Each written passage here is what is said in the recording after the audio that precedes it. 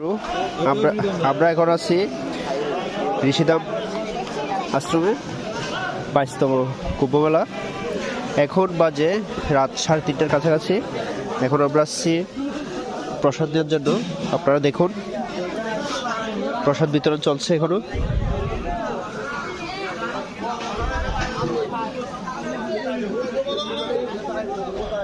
ভক্তরা পুরো প্রসাদ দিচ্ছে। দাদা আপনি কি এখন প্রসাদ দিতে আসছেন? জি আগে দাদা আমরা প্রসাদ নিচ্ছি। এখন কয়টা বাজে? এখন তো প্রায় মধ্যরাত, এখনো মোটামুটি মানুষ আছে, ভক্তরা আছে, প্রসাদ নিচ্ছে। আমরা আসছি প্রসাদ নেওয়ার জন্য। আসলে আগে মানুষের এত বেশি চাপ ছিল, এত বেশি ভক্ত ছিল যে আমরা প্রসাদ নিতে পাই নাই, যার কারণে বের করে আসছি আর কি।